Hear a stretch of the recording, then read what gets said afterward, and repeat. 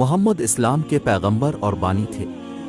ان کی ابتدائی زندگی کا بیشتر حصہ تاجر کے طور پر گزرا۔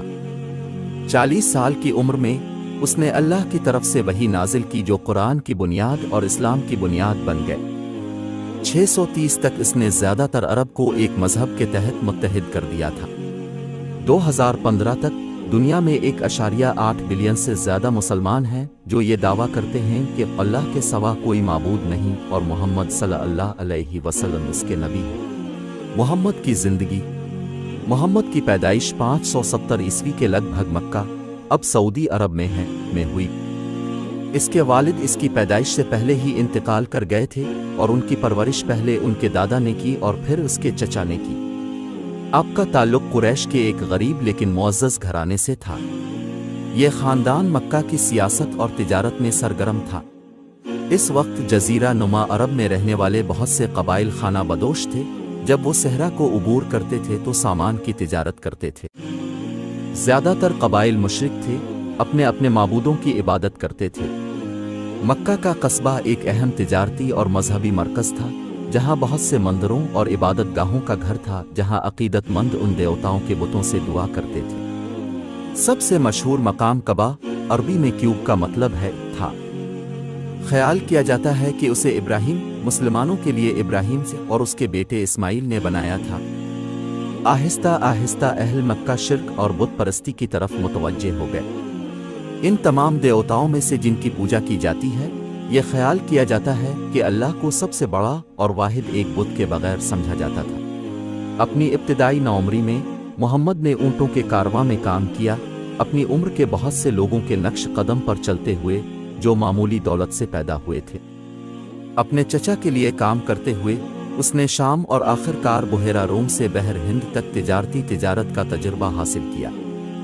وقت گزرنے کے ساتھ محمد نے ایماندار اور مخلص کے طور پر شہرت حاصل کی۔ اس نے عرفی نام والامین حاصل کیا جس کا مطلب وفادار، قابل اعتماد ہے۔ اپنی 20 کی دہائی کے اوائل میں محمد نے خدیجہ نامی ایک مالدار تاجر عورت کے لیے کام کرنا شروع کیا جو اس سے 15 سال بڑی تھی۔ وہ جلد ہی اس نوجوان قابل آدمی کی طرف متوجہ ہو گئی اور شادی کی تجویز پیش کی۔ اس نے قبول کیا اور سالوں کے دوران خوش کن یونین نے کئی بچے لائے۔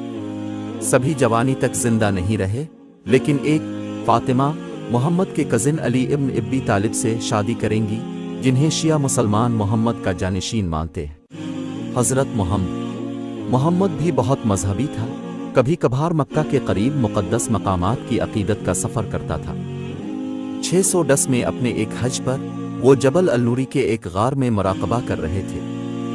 جبرائیل فرشتہ نمودار ہوا اور خدا کا کلام بیان کیا، پڑھو اپنے رب کے نام سے جس نے پیدا کیا، انسان کو لوتھڑے سے پیدا کیا۔ اپنے رب کے لیے پڑھنا بڑا کریم ہے۔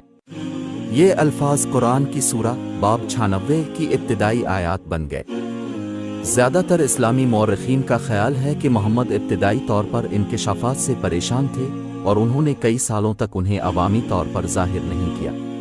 تاہم شیعہ روایت بتاتی ہے کہ اس نے فرشتہ جبرائیل کے پیغام کا خیر مقدم کیا اور اپنے تجربے کو دوسرے ممکنہ مومنین کے ساتھ شیئر کرنے کے لیے بہت متاثر ہوا۔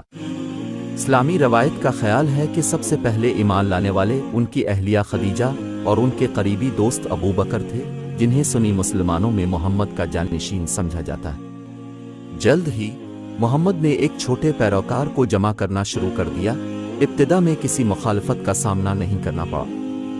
مکہ کے زیادہ تر لوگوں نے تو اسے نظر انداز کیا یا اسے صرف ایک اور نبی کہہ کر مذاق اڑایا۔ تاہم جب اس کے پیغام میں بت پرستی اور شرک کی مذمت کی گئی تو مکہ کے بہت سے قبائلی رہنما محمد اور ان کے پیغام کو ایک خطرہ کے طور پر دیکھنا شروع ہوئے۔ دیرینہ عقائد کے خلاف جانے کے علاوہ بت پرستی کی مذمت کے ان تاجروں کے لیے معاشی اثرات مرتب ہوئے جو ہر سال مکہ آنے والے ہزاروں حجاج کی خدمت کرتے تھے۔ یہ خاص طور پر محمد کے اپنے قبیلے قریش کے ارکان کے لیے درست تھا جو کعبہ کے محافظ تھے۔ خطرے کو محسوس کرتے ہوئے مکہ کے تاجروں اور رہنماؤں نے محمد کو اپنی تبلیغ ترک کرنے کی ترغیب دی، لیکن اس نے انکار کر دیا۔ تیزی سے محمد اور ان کے پیروکاروں کے خلاف مزاحمت بڑھتی گئی اور بالآخر وہ مکہ سے مدینہ ہجرت کرنے پر مجبور ہوئے جو کہ 622 میں شمال میں 260 میل دور واقع ہے۔ یہ واقعہ مسلم کیلنڈر کے آغاز کی نشاندہی کرتا ہے۔ وہاں محمد نے شہر کے کئی قبائل کے درمیان جاری خانہ جنگی کو ختم کرنے میں اہم کردار ادا کیا۔ محمد مدینہ میں آباد ہوئے، اپنی مسلم کمیونٹی کی تعمیر اور رفتہ رفتہ قبولیت اور مزید پیروکار جمع کرنے لگے۔ 624 اور 628 کے درمیان مسلمان اپنی بقا کی جنگوں میں شامل رہے۔ آخری بڑی مرکہ آرائی میں خندق کی جنگ اور مدینہ کا محاصرہ، محمد اور ان کے پیروکار غالب آئے اور ایک معاہدے پر دستخط ہوئے۔ یہ معاہدہ 1 سال بعد مکہ کے اتحادیوں نے توڑ دیا۔ اب تک محمد کے پاس کافی قوتیں تھیں اور طاقت کا توازن مکہ کے رہنماؤں سے ہٹ کر ان کی طرف منتقل ہو چکا تھا۔ 630 میں مسلم فوج نے مکہ کی طرف مارچ کیا، شہر کو کم سے کم جانی نقصان کے ساتھ لے لیا۔ محمد نے بہت سے مکی رہنماؤں کو معافی دی جنہوں نے اس کی مخالفت کی تھی، اور بہت سے دوسرے کو معاف کر دیا تھا۔ مکہ کی زیادہ تر آبادی نے اسلام قبول کیا۔ اس کے بعد محمد اور ان کے پیروکاروں نے کعبہ کے اندر اور اس کے ارد گرد تمام کافر دیوتاؤں کے مجسموں کو تباہ کرنے کے لیے آگے بڑھے۔ محمد کی وفات۔